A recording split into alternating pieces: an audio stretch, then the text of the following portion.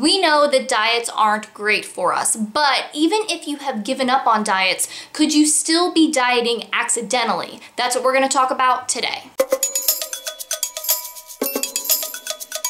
So this topic of accidental dieting is one that I'm really excited to talk about with you today because it's one of those things that can be a little sneaky because it is accidental. We don't realize that we're doing it. So I talk a lot about diets in my videos and the problems with diets, but when we talk about that stuff, we're usually talking about conscious dieting. So actively choosing to restrict the amount of food you're eating or the types of food you're eating or when you're eating or maybe a combination of those things depending on what the diet is. And it might be a specific plan you're following that someone else has laid out, or it could be something of your own creation. But either way, it's a conscious choice. And so because it's conscious, it's really easy to know when it's happening because you're deciding to do it. But today I want to talk about accidental dieting because this is something that can happen to a lot of us, especially if you have a history of dieting and we don't realize that it's happening, and that's why it can be such a problem. So what is accidental dieting? Well, it can take a lot of different forms, but the root of it really is any sort of diety behavior that has become incorporated into our life, into our routines, even though we aren't actively trying to diet. And this can happen if you have been on a lot of diets, those sorts of bits and pieces of those things can kind of stick around after the diets are over. And it could also happen for someone who maybe has never been on a specific diet, but is just, walking around in the world being surrounded by a lot of these dieting messages from media and the people around them. And sometimes those things stick and they become part of someone's life, even though they don't realize that they're dieting behaviors and that's not really what they're trying to do. So now that we have kind of a broad definition of what accidental dieting is, let's talk about some specific examples because I think that will be really helpful. So the first example is weighing and measuring foods when you don't really need to. Now there are some situations where we do need to weigh and measure our food. If you're making a recipe that calls for specific amounts of each ingredient, then you're going to need to measure those. If you are making a cake, then you want to make sure that you're measuring out the flour and the sugar and the other ingredients, or the cake isn't going to turn out. Or if you have a certain medical condition that requires you to get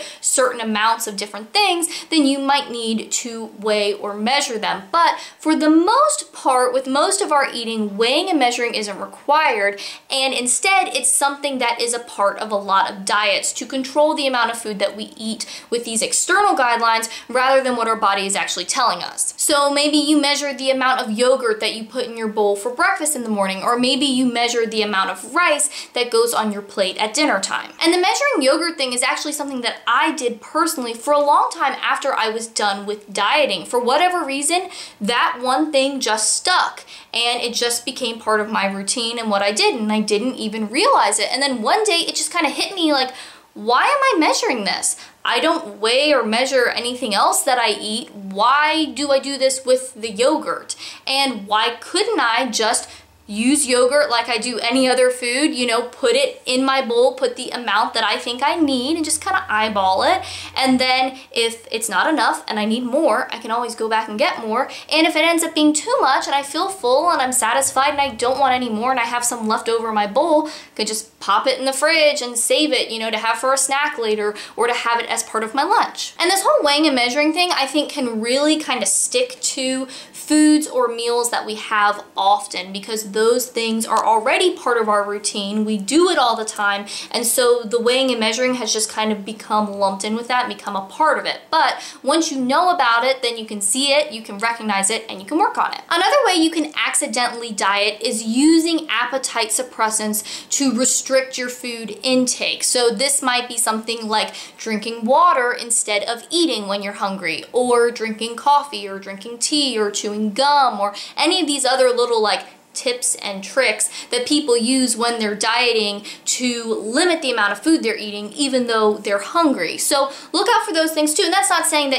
coffee is bad or tea is bad, but it's about how you're using it. If you are hungry for food and instead you're turning to one of these things to try to limit the amount of food that you're taking in, then that is also accidental dieting. Another way this can take shape is by eating diet foods. So are there foods that you still go to the diet version even though you're not on the diet anymore? So For example, if ice cream is one of your favorite foods that you really love, but instead of eating your favorite ice cream, you are eating some sort of diety ice cream that's low in this or high in the other or whatever, you know, there's all kinds of different versions out there, but are you turning to that thing instead? Now, if that, you know, diety version is actually your favorite version and you really like the way it tastes and you love it and it's good and all those things, then that's fine. But the problem is when you are trying to use that diety thing to replace the thing that you actually love, because that's still a part of dieting. And again, that's one of those things that can become part of our routines where, you know, we were so used to going to the grocery store and buying this one version of this food that we kind of forget, even after the diet is over, that there are other versions out there and there are other options available to us, and to actually consider which foods we actually like and we actually enjoy, as opposed to the ones that were approved or allowed on the diet. And jumping off of that, another way that accidental dieting can happen is when we restrict foods that were previously off limits on a diet that we did. So for example, if you at one time followed a low carbohydrate diet, now that you're not doing the diet anymore, do you still limit carbohydrate-rich foods? Do you tend to shy away from them, or do you restrict the amounts that you allow yourself to have, even though maybe you really want those foods or you enjoy those foods or your body is craving those foods? Do you still kind of keep them off limits or try to limit the amounts? Because that is the diet still being around. It's still kind of in your mindset. It's still how you're thinking about food and how you're making your food choices, rather than listening to what your body is saying and what your body needs, and also which foods you just plain old like. So look out for that. And that one can be a little bit more tricky to see than, you know, something like measuring your yogurt every morning, because it's not as clear cut like, yes, I am doing this, no, I am not. You might have to think about it a little bit, but pay attention to, you know, when you make your food choices, what's motivating them, how are you making those decisions, and is that diet still in the back of your mind guiding the choices that you make? Now, these are the main ways that accidental dieting can happen, but there are probably an infinite number of ways that you could accidentally diet, because we're all in different situations, we all have different personalities, and we all have different diet histories and different dieting messages that we've received over the course of our lives. But it really all comes back down to our intentions. What is driving the food choices that we are making? Is it because it's the foods that we enjoy or what our body really needs right now,